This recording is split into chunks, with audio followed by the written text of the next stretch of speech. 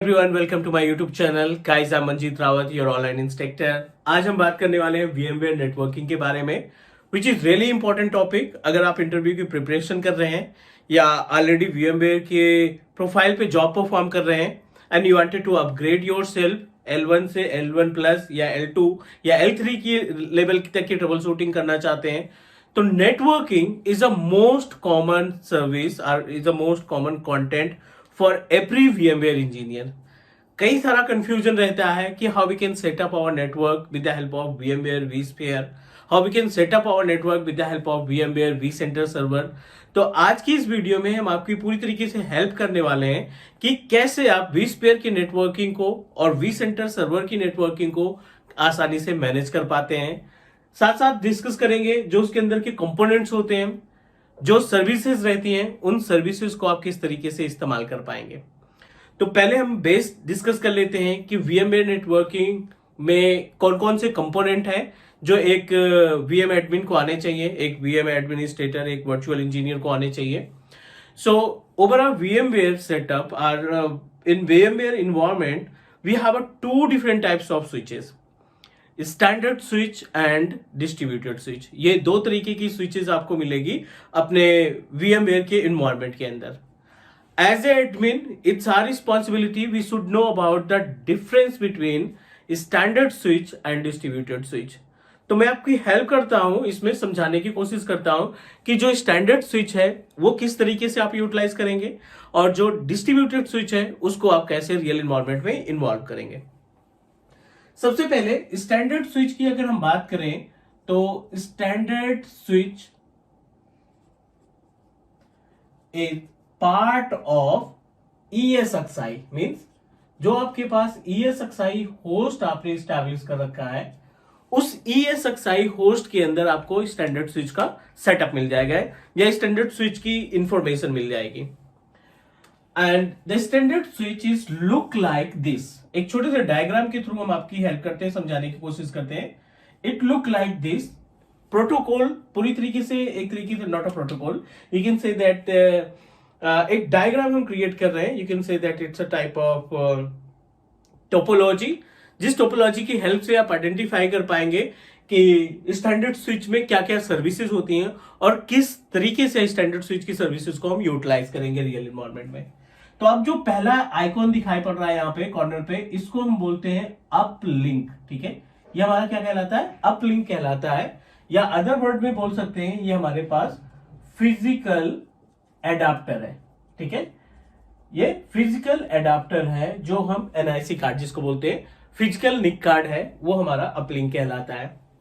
साथ ही साथ अगर हम इस कॉर्नर पे बात करें तो यहाँ पे आपको एक आइकॉन दिखाई पड़ेगा। जब आप स्विच को ओपन करते होगे तो आपको एक आइकन दिखाई पड़ता है। इस आइकन को बोला जाता है VM नेटवर्क। ठीक है, इसको हम क्या बोलते हैं? VM नेटवर्क के नाम से जानते हैं। एज इट इज लास्ट में कॉर्नर पे एक तरीके की टोपोलॉजी है, इसके जरिए हम अंदाजा लगाएंगे कि हमारा जो स्टैंडर्ड स्विच है किस तरीके से काम करता है। इसको बोलते हैं हम मैनेजमेंट नेटवर्क। इसको हम क्या बोलते हैं? Management network. नाउ एक स्टैंडर्ड स्विच के अंदर एक अपलिंक मिलेगा हमें, एक VM नेटवर्क मिलेगा और एक मैनेजमेंट नेटवर्क मिलेगा।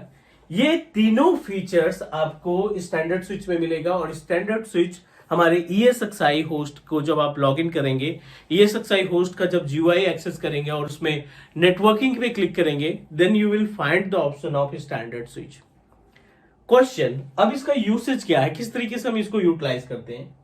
जो VM नेटवर्क है, इस VM नेटवर्क में जितनी भी बाय डिफॉल्ट वर्चुअल मशीन आप क्रिएट करेंगे, जितने भी डिफॉल्ट VMs आप तैयार करते जाएंगे, वो इसी का पार्ट बनते जाएंगे। जितनी भी वर्चुअल मशीन आप क्रिएट करेंगे बाय डिफॉल्ट, अपने पास अभी हमने पोर्ट ग्रुप के बारे में बात नहीं की, तो बाय डिफॉल्ट ये इसके पार्ट में अवेलेबल होते जाएंगे, ये इसमें इन्वॉल्व होते जाएंगे and they all are able to communicate each other. जितने भी वर्चुअल मशीन आपने अटैच की है VM नेटवर्क में, वो सभी आपस में कम्युनिकेट करेंगे। लेकिन अगर आप सेग्रीगेट करना चाहते हैं, इनको सेग्रीगेट करना चाहते हैं, नेटवर्क को सेग्रीगेट करना चाहते हैं, कि आप चाहते हैं कि HR की मशीनें सेल से कनेक्ट ना करें या एचआर की मशीनें आईटी के डिपार्टमेंट से कम्युनिकेट ना करें या सेल के डिपार्टमेंट में कम्युनिकेट ना करें, तो उसके लिए एक पोर्ट ग्रुप का पिक्चर आता है, पोर्ट ग्रुप पिक्चर में आता है, जिसकी हेल्प से आप अपने पूरे नेटवर्क को क्या कर सकते हैं, डिवाइड कर सकते हैं, सेग्रीगेट कर सकते हैं। लेकिन उसके पहले थोड़ा सी आपकी हेल्प कर देते हैं टू अंडरस्टैंड। मान लेते हैं ये अपने पास ESXi होस्ट है, दिस इज आवर ESXi, और इस ESXi होस्ट में आपने मल्टीपल इंस्टेंसेस क्रिएट कर रखे हैं। यहाँ पे मल्टीपल वर्चुअल मशीन्स आपने तैयार कर रखी है ESXi होस्ट के अंदर। ये अपने पास वर्चुअल मशीन्स हो गई, BMs हो गई। अब इन वर्चुअल मशीन को नेटवर्क में स्टैब्लिश करना है, कुछ को HR में रखना है, कुछ को सेल्स में रखना है।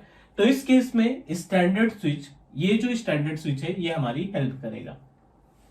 ठीक है, अगर हम बात करें कंपोनेंट्स की, यहां पे बात करें हम कंपोनेंट्स की कि क्या क्या कंपोनेंट्स आपको देखने को मिल सकते हैं इस स्टैंडर्ड स्विच के अंदर, तो थोड़ी सी हेल्प करते हैं। पहला, अपलिंक आपकी प्रिपरेशन के लिए बेस्ट रहेगा। दूसरा, VM नेटवर्क। नंबर 3 पे आएगा management network, and then number 4 पे आएगा आपके पास पोर्ट ग्रुप। नंबर 5 पे फिजिकल एडाप्टर। नंबर 6 पे VM NIC 0। नंबर 7 पे VM कर्नल। ठीक है, ये आपके कंपोनेंट्स मान सकते हैं कि जो स्टैंडर्ड स्विच के अंदर कंपोनेंट है उनका फॉर्मेट कुछ इस तरीके से दिखेगा। मींस ये सभी कंपोनेंट आपको स्टैंडर्ड स्विच में देखने को मिल जाएंगे। अब हर एक कंपोनेंट का अपना टास्क है, हर एक कंपोनेंट की अपनी एक वैल्यू है, हर एक कंपोनेंट की एक रिस्पॉन्सिबिलिटी है जो रियल इन्वायरमेंट में हमारी हेल्प करते हैं to set up our network environment. Uplink physical adapter है, VM नेटवर्क जो रिस्पॉन्सिबल है वर्चुअल मशीन को क्रिएट करने का, वर्चुअल मशीन को नेटवर्क स्टैब्लिश करने का, और साथ ही साथ इसकी मदद से, इसकी हेल्प से आप पोर्ट ग्रुप भी बना सकते हैं जिससे आप अपने नेटवर्क को सेग्रीगेट कर सकते हैं। HR के लिए अलग नेटवर्क, सेल्स के लिए अलग नेटवर्क, एंड IT डिपार्टमेंट के लिए आप अलग नेटवर्क स्टैब्लिश कर सकते हैं। मैनेजमेंट नेटवर्क क्या करता है, it responsible to contain the VM kernel, it is responsible to contain the VM kernel. साथ ही साथ अगर आप vMotion एक्टिवेट करना चाहते हैं, प्रोविजनिंग एक्टिवेट करना चाहते हैं, फॉल्ट टॉलरेंस एक्टिवेट करना चाहते हैं, तो वो सारी सर्विसेज आपको यहीं पे मिलेगी। Port group we have already discussed to segregate the network. Physical adapter जो NIC होता है, एक से ज्यादा निक कार्ड हम वहां पे अटैच कर सकते हैं, नॉट एन इश्यू। और यहाँ पे अपने पास है VM NIC 0, VM NIC 1, जितने भी नंबर ऑफ NICs आप ऐड करेंगे उनकी इंफॉर्मेशन मिलती जाएगी। देन VM कर्नल अडेप्टर की हेल्प से आप अपने प्रोविजनिंग यानी स्टोरेज प्रोविजनिंग को कंट्रोल करते हैं। शेयर स्टोरेज को ESXi से जोड़ने का काम हमारा VM कर्नल ही रिस्पॉन्सिबल है परफॉर्म करने का। ये स्टैंडर्ड स्विच की बात हो गई। और स्टैंडर्ड स्विच कहां पे अवेलेबल रहता है, standard switch is a part of our vSphere client. ESXi के अंदर आपको स्टैंडर्ड स्विच मिल जाता है। दूसरा अपने पास है डिस्ट्रीब्यूटेड स्विच। दूसरे नंबर पे अगर हम बात करें तो दूसरा जो अपने पास स्विच की बात करते हैं वो है DB स्विच, जिसको हम डिस्ट्रीब्यूटेड स्विच के नाम से जानते हैं। DB स्विच क्या करता है, मान लीजिए अपने पास मल्टीपल ESXi होस्ट है, यहां पे मल्टीपल ESXi होस्ट आपने लगा रखा है। हर एक ESXi होस्ट के अंदर वर्चुअल मशीन अवेलेबल है, definitely more than one virtual machine available है। और आप अपना नेटवर्क स्टैब्लिश करना चाहते हैं कि कुछ VM हम ESXi होस्ट 1 से उठाते हैं, कुछ वर्चुअल मशीन ESXi 2 से, कुछ वर्चुअल मशीन ESXi 3 से, तो इनका जो कलेक्शन आपको बनाना है कम्युनिकेशन का, वो आपका DB स्विच करेगा।